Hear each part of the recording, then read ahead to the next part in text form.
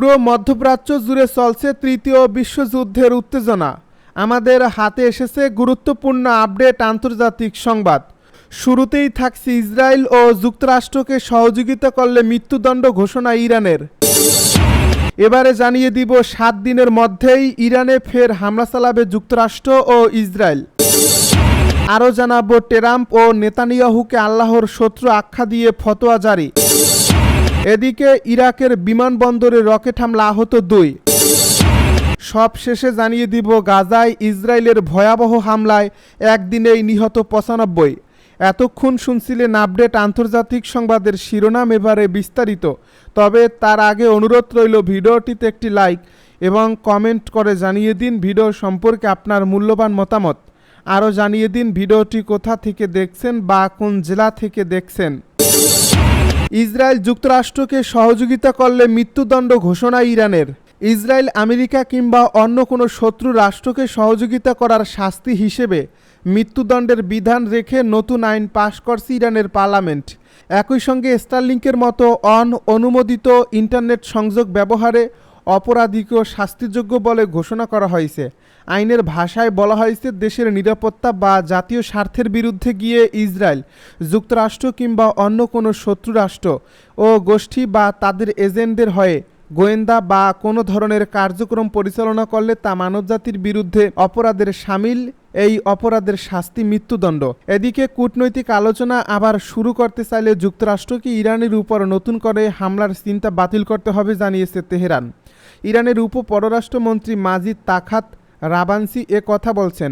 বিবিসিকে দেওয়া এক সাক্ষাৎকারে মাজিদ তাখাত রাবানসি বলেন, ট্রাম্প প্রশাসন মধ্যস্থতাকারীদের মাধ্যমে জানিয়েছে যে তারা আলোচনায় ফিরতে চায়, কিন্তু আলোচনা চলাকালে নতুন করে হামলার মতো খুবই গুরুত্বপূর্ণ প্রশ্নে যুক্তরাষ্ট্র এখনও তাদের অবস্থান পরিষ্কার করেনি।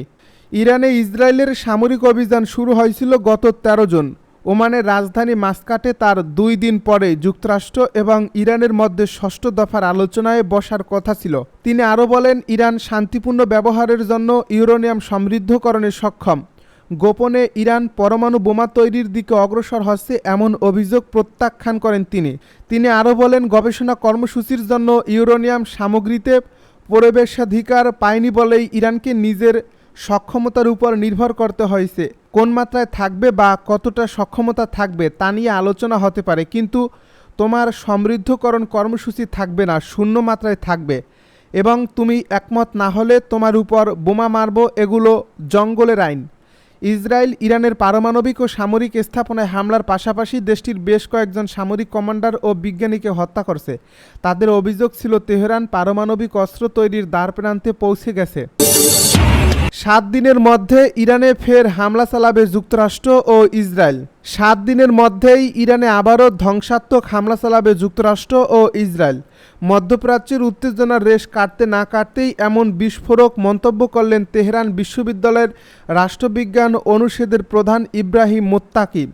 রোববার ইরানের রাষ্ট্রীয় টেলিভিশনে দেওয়া এক সাক্ষাৎকারে তিনি সতর্ক করে বলেছেন, এ যুদ্ধবিরতি বাহ্যিকভাবে শান্তির আভাস দিলেও বাস্তবে তা হতে পারে পরবর্তী হামলার প্রস্তুতির সময়। এই পরিস্থিতিতে তেহরান থেকে আসা এ সতর্ক বার্তা আন্তর্জাতিক অঙ্গনেও নতুন করে উত্তেজনার জন্ম দিয়েছে। সোমবার ইরান ইন্টারন্যাশনালের লাইভ প্রতিবেদনে খবর জানানো হয়েছে। মোত্তাকি ইরানের কর্মকর্তাদের এ যুদ্ধবিরতি গুরুত্বের সঙ্গে না নেওয়ার আহ্বান জানিয়েছেন। তিনি বলেছেন, ইরানি কর্মকর্তারা এবার হামলার লক্ষ্যবস্তু হবেন। টানা 12 দিনের সংঘাত শেষে গত 24 জুন ইরান ও ইসরায়েলের মধ্যে যুদ্ধবিরতি হয়। তবে যে কোনো সময় এই যুদ্ধবিরতি ভেস্তে যেতে পারে বলে শঙ্কা বিশেষজ্ঞদের। ইসরায়েলের প্রধানমন্ত্রী বেনিয়ামিন নেতানিয়াহু যে কোনো সময় যুদ্ধবিরতি ভঙ্গ করতে পারেন বলে মনে করেন ইরানের সামরিক প্রধান আব্দুর রহিম মুসাবির এবং সাবেক ন্যাটো কর্মকর্তা ইউসুফ আল বারদাও। ইরানের বিরুদ্ধেও নতুন করে আগ্রাসন চালাতে প্রতিবেশী দেশগুলোর মাটি ব্যবহারের বিষয়ে ইসরায়েলি যে কোনো গতিবিধির উপর নিবিড় নজর রাখছে তেহরান। ট্রাম্প ও নেতানিয়াহুকে আল্লাহর শত্রু আখ্যা দিয়ে ফতোয়া জারি। যুক্তরাষ্ট্রের প্রেসিডেন্ট ডোনাল্ড ট্রাম্প এবং ইসরায়েলের প্রধানমন্ত্রী বেনিয়ামিন নেতানিয়াহুর বিরুদ্ধে একটি ধর্মীয় আদেশ বা ফতোয়া জারি করেছেন ইরানের শীর্ষ শিয়া ধর্মীয় নেতা আয়াতুল্লাহ নাসের মাকারেম সিরাজি। এই ফতোয়ায় তিনি ট্রাম্প ও নেতানিয়াহুকে আল্লাহর শত্রু বলে উল্লেখ করেন। তিনি বলেন, যে ব্যক্তি বা শাসক ইসরায়েলের নেতা বা শীর্ষ ধর্মীয় ব্যক্তিত্বকে হুমকি দেয়, সে যুদ্ধপিপাসু বা সৃষ্টিকর্তার বিরুদ্ধে যুদ্ধে লিপ্ত ব্যক্তি হিসেবে বিবেচিত হবে। আয়াতুল্লাহ নাসের মাকারেম সিরাজি এই ফতোয়ায় বিশ্বের সব মুসলমানের প্রতি আহ্বান জানিয়েছেন। আয়াতুল্লাহ নাসের মাকারেম সিরাজি এই ফতোয়ায় বিশ্বের সব মুসলমানের প্রতি আহ্বান জানান যেন তারা ওই দুই নেতার বিরুদ্ধে ঐক্যবদ্ধ হয়ে কাজ করে, কারণ তারা ইসলামী প্রজাতন্ত্রের নেতৃত্বকে হুমকি দিয়েছে। ফতোয়ায় আরও বলা হয়, যে ব্যক্তি বা শাসক ইসলামের নেতা বা শীর্ষ ধর্মীয় ব্যক্তিত্বকে হুমকি দেয়, সে যুদ্ধপিপাসু বা সৃষ্টিকর্তার বিরুদ্ধে যুদ্ধে লিপ্ত ব্যক্তি হিসাবে বিবেচিত হবে। ফতোয়ায় আরও বলা হয়েছে, এই শত্রুদের সঙ্গে মুসলিম বা কোনো ইসলামী রাষ্ট্রের পক্ষ থেকে যে কোনো ধরনের সহযোগিতা বা সমর্থন অবৈধ এবং নিষিদ্ধ। সব মুসলমানের উচিত এই শত্রুদের কথাবার্তা ও কাজের জন্য তাদের অনুতপ্ত করা। এছাড়াও এতে আরও বলা হয়েছে, যদি কোনো মুসলমান তার ধর্মীয় দায়িত্ব পালনের পথে ক্ষতি বা কষ্টের সম্মুখীন হয়, তাহলে সে সৃষ্টিকর্তার রাস্তায় সংগ্রামরত একজন যোদ্ধার পুরস্কার লাভ করবে ইনশাল্লাহ। এই ফতোয়ার পেছনে ইসরায়েল ও ইরানের সাম্প্রতিক সামরিক উত্তেজনাকে এই কারণ হিসেবে দেখছেন বিশ্লেষকেরা। ইরাকের বিমানবন্দরে রকেট হামলা, আহত 2। ইরাকের কিরকুক বিমানবন্দরে সামরিক সেকশনে 2টি রকেট আঘাত এনেছে। সোমবার রাতের এই হামলায় 2 নিরাপত্তা কর্মী সামান্য আহত হন বলে এএফপিকে জানিয়েছেন একজন জ্যেষ্ঠ নিরাপত্তা কর্মকর্তা। এছাড়া আরেকটি রকেট কিরকুক শহরের একটি বাড়িতে আঘাত হানে, এতে বেশ ক্ষয়ক্ষতি হয়েছে। নাম প্রকাশে অনিচ্ছুক ওই জ্যেষ্ঠ নিরাপত্তা কর্মকর্তা বলেন, কিরকুক বিমানবন্দরের সামরিক সেকশনে 2টি কাতিউসা রকেট আঘাত হানে, এতে 2 নিরাপত্তা কর্মী সামান্য আহত হন। কর্মকর্তার মতে একটি রকেট বিস্ফোরিত হয়নি। তিনি আরও বলেন, তৃতীয় রকেটটি উরুবা পাড়ার একটি বাড়িতে আঘাত হানে, যার ফলে বাড়িটির কিছু ক্ষয়ক্ষতি হয়েছে। কিরকুকের বিমানবন্দরের সামরিক সেক্টরে ইরাকি সেনাবাহিনী, ফেডারেল পুলিশ এবং হাশেত আল সাবির ঘাঁটি রয়েছে। কিরকুক আন্তর্জাতিক বিমানবন্দর কর্তৃপক্ষ জানিয়েছে, এই বিমানবন্দরের কোনো ক্ষতি হয়নি এবং হামলার কারণে বিমান চলাচল ব্যাহত হয়নি। এদিকে এই রকেট হামলার দায় এখন পর্যন্ত কেউ স্বীকার করেনি। গাজায় ইসরায়েলের ভয়াবহ হামলায় একদিনেই নিহত 95।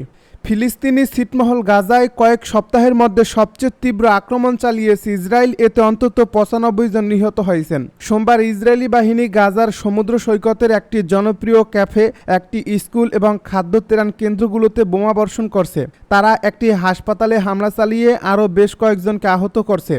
আল জাজিরা জানিয়েছে, এদিনের এসব হামলায় গাজা সিটি ও ভূখণ্ডটির উত্তরাংশ অন্তত 62 জন নিহত হয়েছেন। এদের মধ্যে উত্তর গাজার সমুদ্র তীরবর্তী আল বাকা ক্যাফেতে চালানো ভয়াবহ হামলায় 39 জন নিহত হয়েছেন।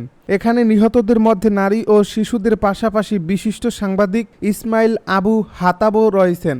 এক প্রত্যক্ষদর্শী আল জাজিরাকে জানিয়েছে, ইসরায়েলি যুদ্ধবিমান এই হামলাটি চালিয়েছে। সাংবাদিক, অধিকার কর্মী ও দূরবর্তী কাজ যারা করেন তাদের কাছে গাজার ভূমধ্যসাগরীয় উপকূলে অবস্থিত এই ক্যাফে খুবই সুপরিচিত।